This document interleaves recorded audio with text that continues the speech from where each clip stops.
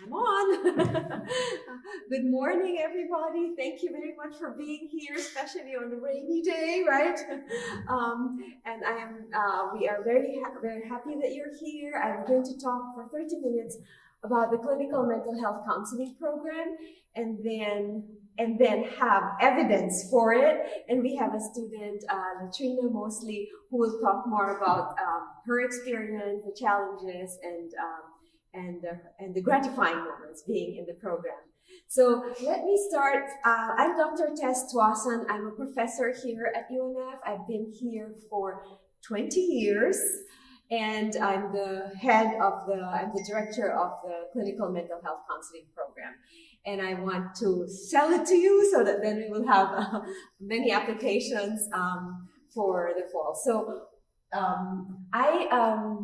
I've been here for 20 years. I'm also a one day a week I practice. So I do telehealth. I'm a practitioner. I'm a licensed psychologist. And but my love is being a counselor educator. So I think I'm able to put the three things together. So I do research. My research is on marginalized populations that relate to counseling, and also on child and family systems, children and adolescents and family systems, and also mostly socioeconomic status and minority populations, and then also Philippine immigrant identity, or immigrant identity, right? So I'm a Filipino immigrant, came here 25 or so years ago, right? So I'll talk to you about what we love, the program that I lead, and then we'll go from there. So, okay. So these are just the info sessions, and we can move on. All right. So I think I wanted to talk to you more about this one. Why counseling, right? Why clinical mental health counseling? And I think we know very much so. I know very much my story, which I'll share a little bit. And then I think, especially if you're interested in counseling, what's your story, right? So I think you're familiar with this ikigai, right? The things that it's like putting together the things that we love, that we have passion for, and that shows our purpose, what we live for, right? And then it also looks at what the world needs. And I think it's no question, right, with mental health, especially right now after COVID, it really brings out what is important in our lives, right? Where do we want to put our time in? Where do we want to put our resources in? And what's truly important in our lives, right? And then we have, of course, what you're paid for it. Right now, I think Latrina would attest, in our clinical mental health counseling, in the mental health counseling area, we all say it's important, but the value in terms of what we put into it with being paid is not much, right? And so we say, oh, you won't be in this field if you want to get rich, right? If you want money for it.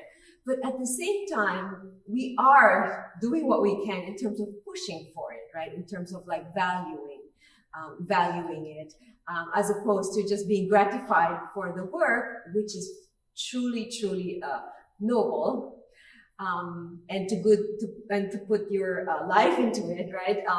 But at the same time, we want it valued also. We want to live, right, in terms of like the practical reasons for it. And then, of course, if it also goes to being great at it, being competent at it. And I think especially our students come with already the aptitude for it. They are counselors in their families, they're mediators in their relationships.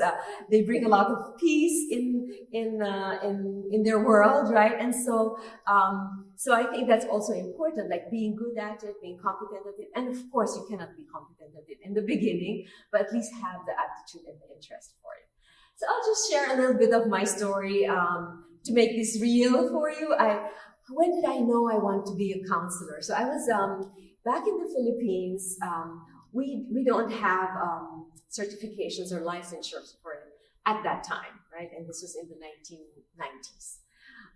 Now they do. But so I was practicing even as a master's student, and I was even practicing right after college. And so I was doing counseling, and there's a 15-year-old teenage girl who came for depression, and it was very clear that what she was going through is very much due to the pressures in her family and being the oldest, but also not having her own voice. Anyway, so we did counseling, and then this was like after 12 sessions, and then also consulting with her family and her work with her, she was ready. You know, in counseling, we call it termination, which is actually not a good term, but it's the end of counseling. It's almost like, oh, okay, there are gains in counseling, and she feels better. Her symptoms are less. She sees the world very differently, and in her relationships. And she has hope, which is what we are, right? We are facilitators or bearers of hope. And we facilitate change and healing, and we make, in the end, it's making people happy, right? So at the very end, we were saying goodbye, but I was facilitating our last session and all the gains that she's made in counseling. And then just to me, I saw, oh my gosh, I could just imagine right when she started. Just that change from when she started and then seeing her now. And being an integral part of that gave me really profound intention of doing this and of doing this my life, right? Being part of it. Because what I saw as the meaning for me is if there's a spiritual part. If this were, and I believe in God, so it's just all very different, right? But if there's a higher being, and that higher being has eyeglasses, the times I am with her in counseling are the times that the higher being lent me his eyeglasses. Because it's such a beautiful and sacred privilege to be part of people's lives, internal lives, and the lives that they project into the world, and being able to be part of that healing. So for me, you know, that was it. It's like, oh, okay, I want to do this the rest of my life, and this made meaning for me. And so I am trying to, you know, like in terms of what it is, what it means. And right now, what it means for me is being the program director of the clinical mental health counseling program and selling it to people in a sense, right? Okay. And so why the UNF clinical mental health counseling program?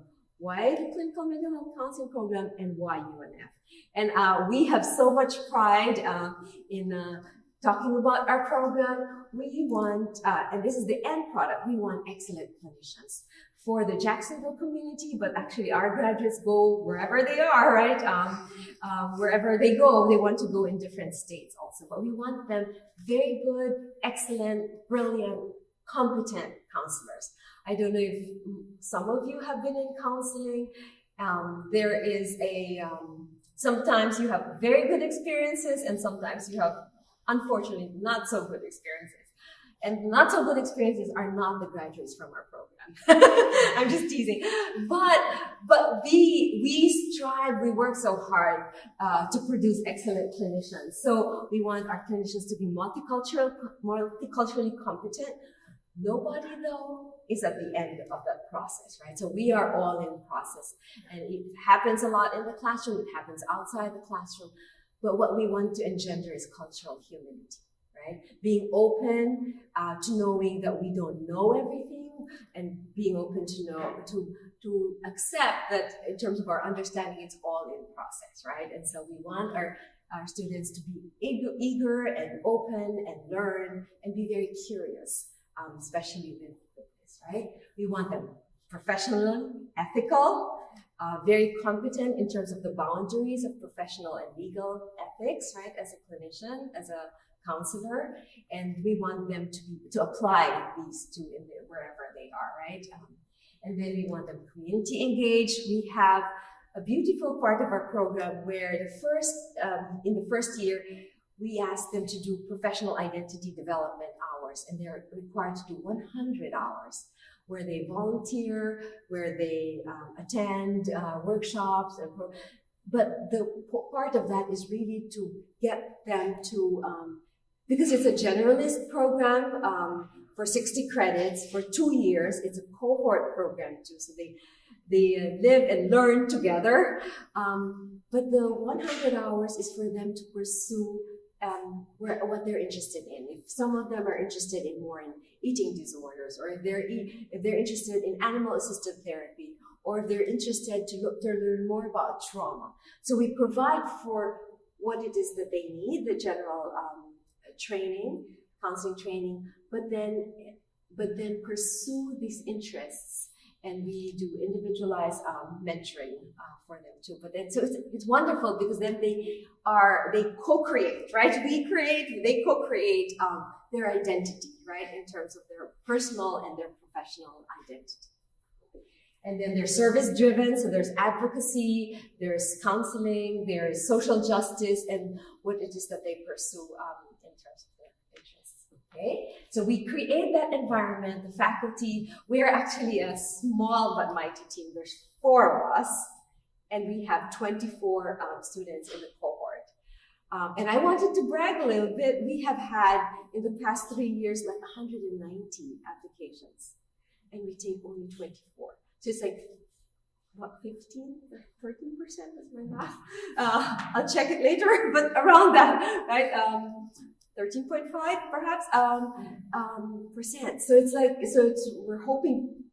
hope that we would grow, but it's that. And so we are a small but mighty team, and we follow our students, and we provide very individualized training. We're very accessible. We see our students every week. It's a face-to-face program, okay? So we provide individualized mentorship.